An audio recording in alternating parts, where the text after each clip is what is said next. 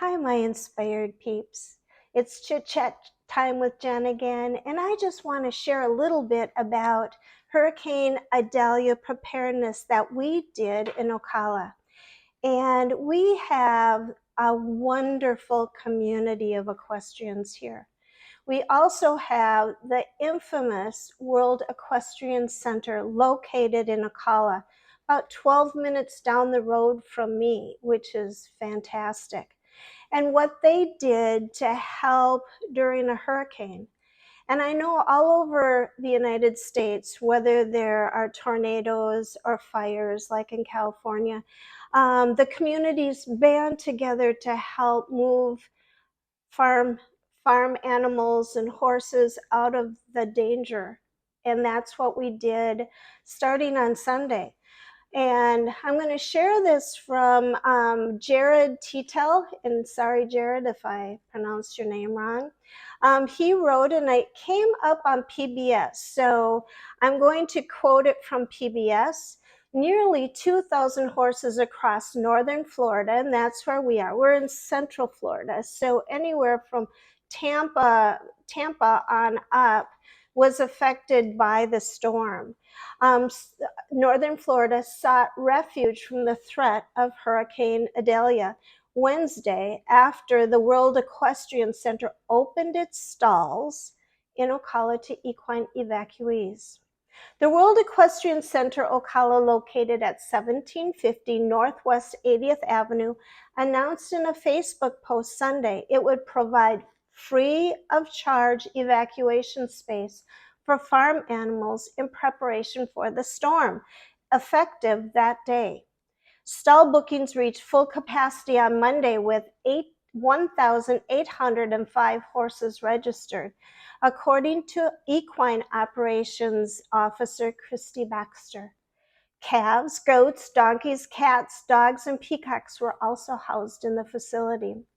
And that is quite amazing. I know that on Tuesday, when I went up to start preparing my own horses and helping out at their farm where my horses are boarded at, I saw numerous horse trailers coming and going. And so that was quite amazing. But I also saw it on Sunday and Monday. And I was wondering what was going on Sunday and Monday because, I was in Jennyland. I didn't realize a hurricane was coming on Sunday. I didn't. Yeah. Anyway, I digress and we'll go on. And so I'm just really grateful for this equine community that bands together, that helps out horses and animals that don't have stalls, because that's really the frightening thing, is flying objects and flying debris and flying trees, because they do in a tornado. Well, it can do a lot of damage to our homes, but also it can really hurt our animals. So what we ended up doing, we didn't evacuate our horses. I know that how we prepared is we had ID tags that we braided into each of the horses and the donkey's manes. And the donkey really had, Dusty the donkey didn't have really a mane to braid it in, so that went on his halter. But we had to do we keep the halters on? What if they get loose? What if something happens? How will anyone catch them? Or could they get tangled on anything? So we decided not to keep their halters on. I don't know if that's the right thing to do or not. If you know, comment below, because I don't know.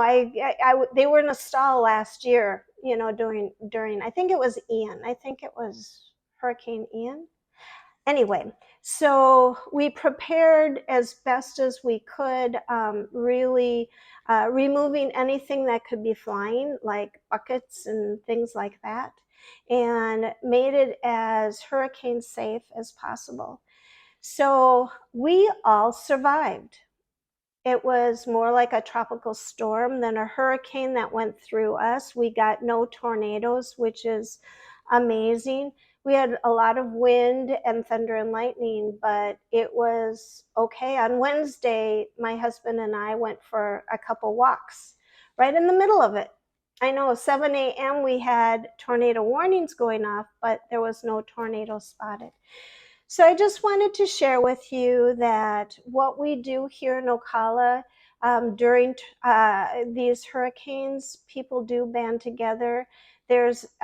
We just keep in touch with one another, just like where you are at.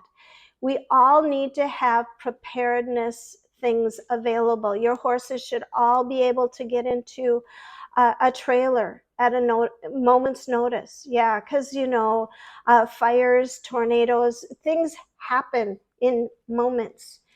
And we need to have halters with name tags on, or things for identification with our telephone number. And then we have a good community that we can count on to help us if something does happen.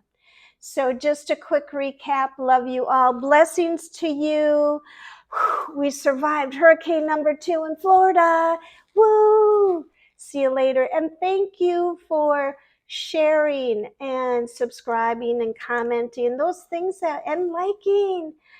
That's what YouTube tells me to tell you guys. And in fact, I've heard it thousands of times over. The YouTube creators, they all ask for that. In fact, they put it on their screens. They talk about it in the beginning and at the end, and I'm doing it at the end. So anyway, I would love to grow this community so that people can feel support. They can feel the love, because we're here. We're a loving, heartfelt community. Blessings to you.